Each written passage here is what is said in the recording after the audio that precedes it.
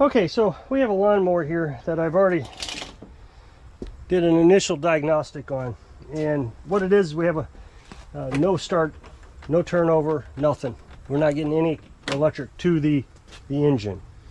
So the first thing I did was I checked to make sure that I could hear clicking from the solenoid, the carburetor solenoid, which I couldn't. There's no clicking there. So that led me to that we must have a blown fuse. So I went to the fuse, which is right here. Got my tester out. Let's see, can you see it? And all you got to do is put it right to the top here on one side. And you see I have 12.6. And then I went to the other side, 12.7. So that confused me. So then I started thinking it was maybe the key switch. So then I went over to here just to check to make sure this was not getting any electricity, because it could just be a bad solenoid. So I unplugged it, I turned the key on,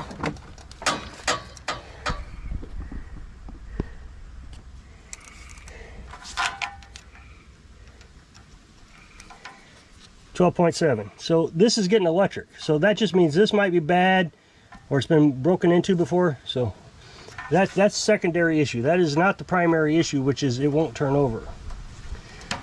So that made me feel like, okay, well, the switch is good. So that must mean the ignition solenoid must be bad. Now what an ignition solenoid looks like is this. So what this does is it's just a switch. So you have electricity coming to this here, right here, from the key switch.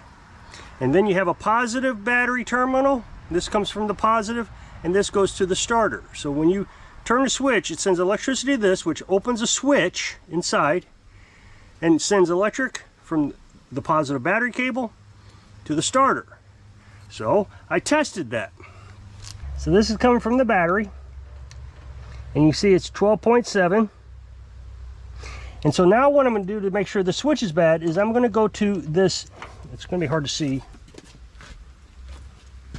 this right here. And when I have Carolyn turn the switch, you'll see that we'll get electricity. So here you see we don't have any. Okay, Carolyn, turn it on. And see we have electric. So that must mean, okay, the switch isn't working. So I'll have her turn it again.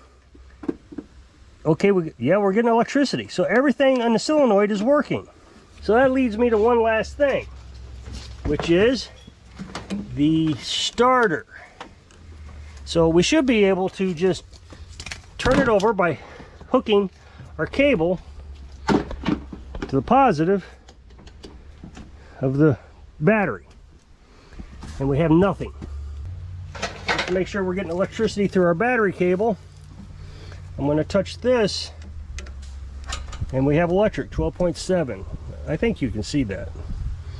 So that means the starter is not getting, it's either not working or we have a ground problem. Now in order to determine if we have a ground problem, I'm going to try to find a good ground around here.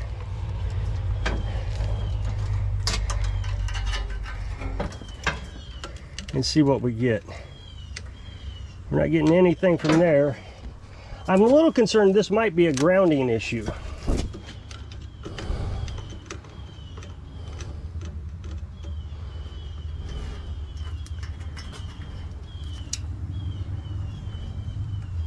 No ground.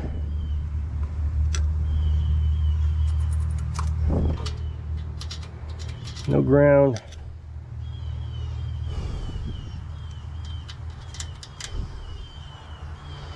So I think our ground is bad.